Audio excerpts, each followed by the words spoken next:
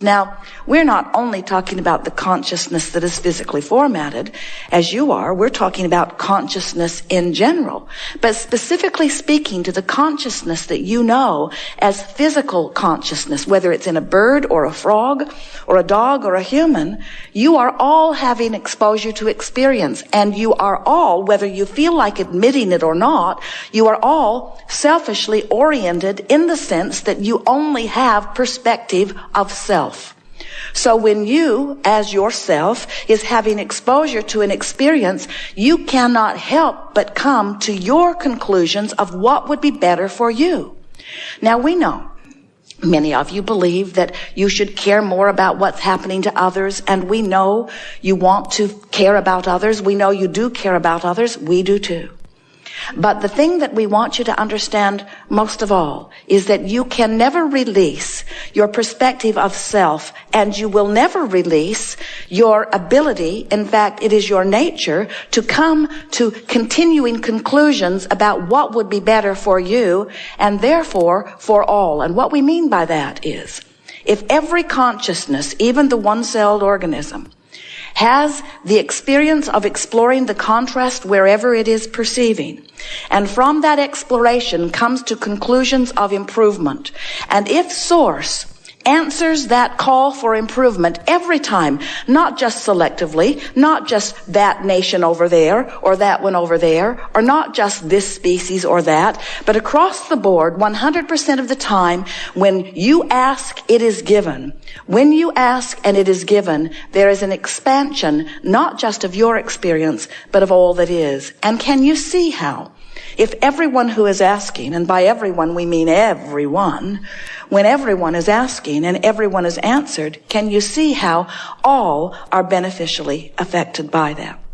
So, the second premise that we want you to consider is that there is no competition about anything, because anyone who is asking is being answered. The only reason that humans come to this attitude of shortage consciousness is because they ask for things that they hold themselves then, not purposefully usually, vibrationally apart from. When you ask for something and you don't find a way to find vibrational alignment with what you're asking for, when life causes you to ask for more money, but you continue to complain about not having enough, I don't have enough, I don't have enough, I don't have enough.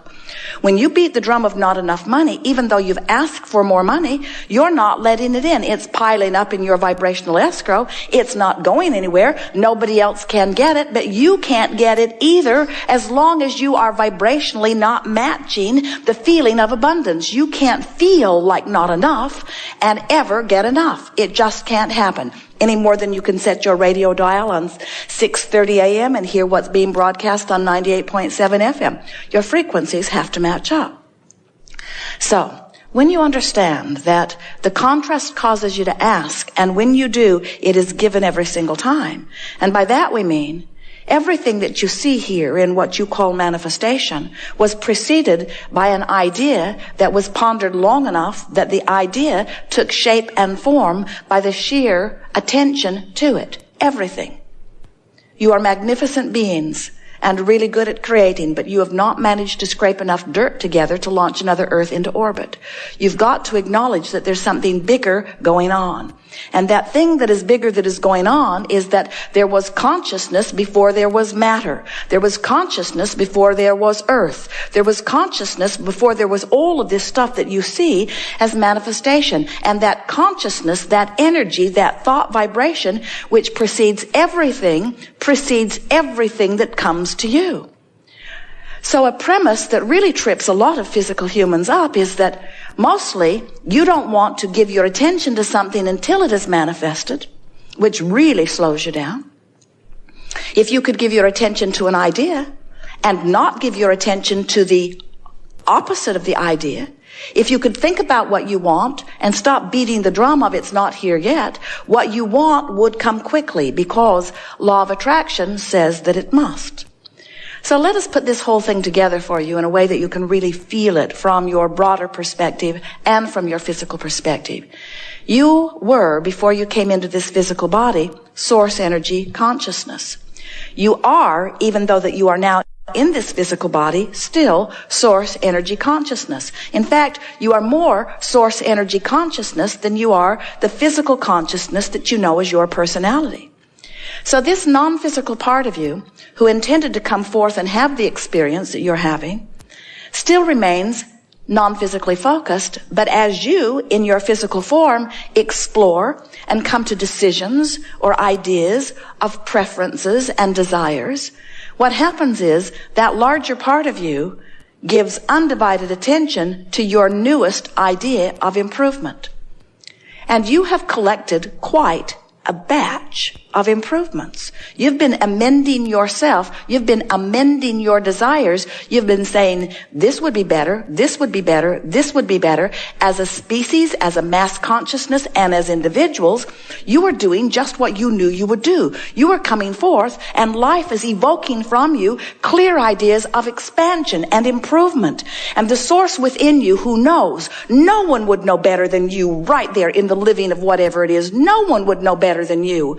This preference that is born, and source is so sure that no one would know better than you if you're a one-celled organism or a cell in someone's body, or if you're a full-fledged creative genius as you are. When you ask, source follows the rocket of desire and becomes the vibrational equivalent of what you have asked for. Not only that, melding it into the other things that you've asked for so that this expansion continues constantly, eternally.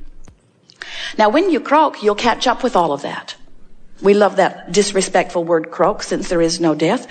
When you have your death croaking, we prefer croaking experience. When you croak, when you have your croaking experience, you will be the non-physical essence of all that life in this physical body have caused you to become. In other words, you are expanding as a consciousness. We just don't think you should have to croak to experience the benefit of what life has caused you to ask for.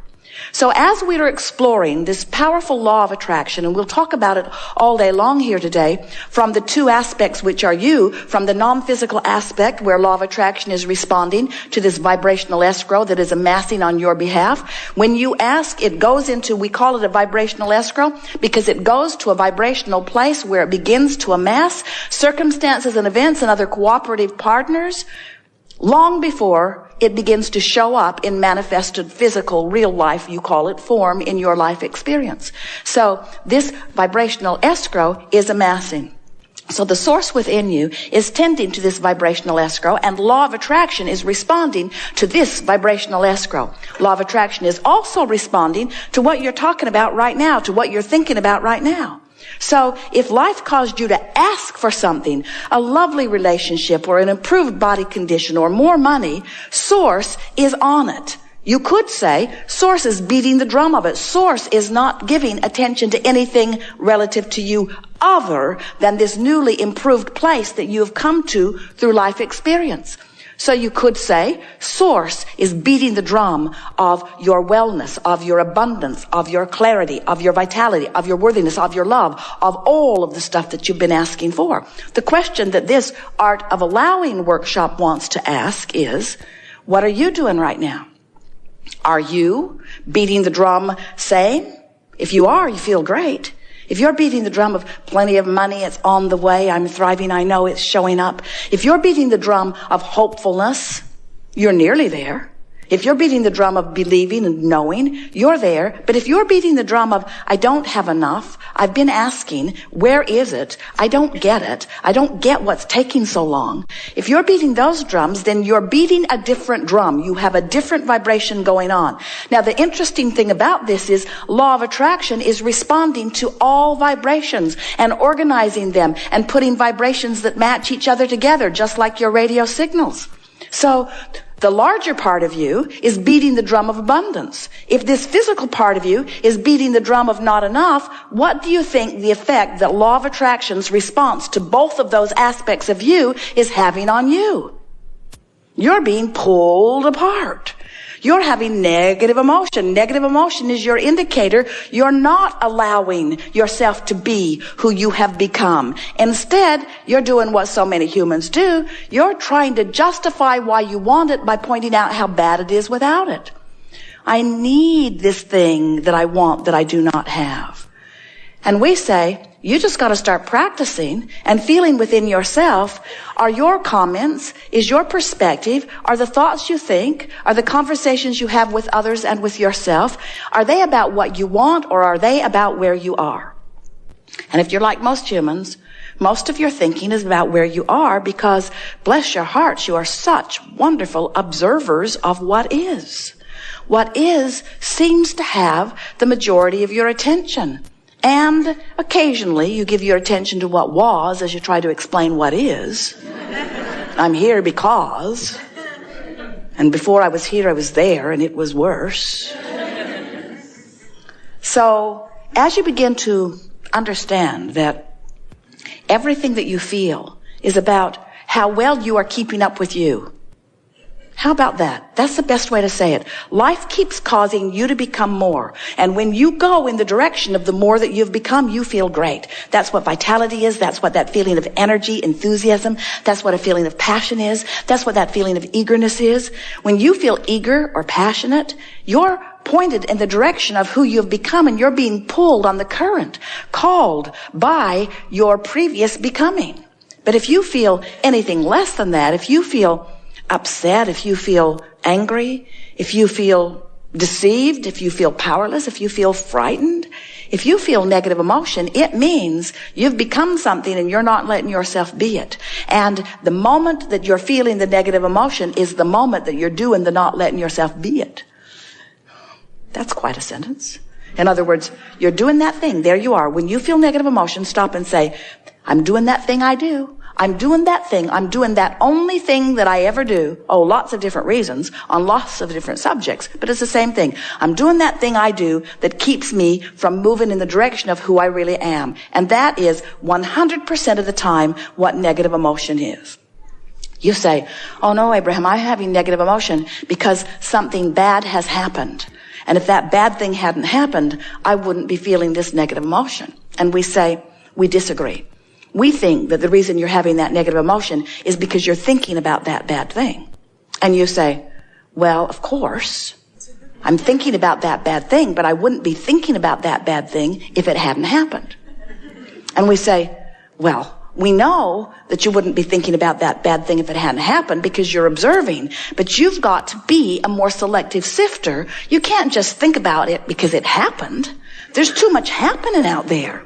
And there are things that are happening out there that are wonderful, that would tune you up with source. And there are things that are out there that are happening that are horrible, that pull you away from source. You got to remember, you as a species, you as a mass consciousness, and you as individuals are expanding to more. And if you hadn't already expanded, you wouldn't feel bad about not going. That is the most powerful statement that we could ever make. If life hadn't caused you to expand to a new place, you wouldn't feel bad in not going. So you could say, whenever you feel negative emotion, this is a really positive way to put it. Oh, I've gone somewhere that the rest of me isn't keeping up with. Or, oh, isn't it life? Isn't it wonderful? Life has caused me to expand. And I think I'll try to explore in the direction of that which I've expanded. You get a sense of it? When you realize that you are source energy here exploring this leading edge time-space reality for the express purpose of finding something new to become. And when you get it, that the larger part of you became it instantly and now is calling you toward the becoming of it. And the better you feel, the more you're letting that happen or allowing yourself to be who you have become. And the worse you feel, the more you are not allowing it. Now the good news is, let's play that both ways. Let's say that life caused you to become something. You know what you don't want, so you know what you do want. Life caused you to become something more, but you didn't go, not right away. Instead, you joined the group who complains about where you are. It's an online chat group. It gets bigger every day. Some people really point out well what's going wrong. So, as you're beating the drum of where you are, you feel the negative emotion. And if you are practicing the art of allowing in the way we're encouraging, you say,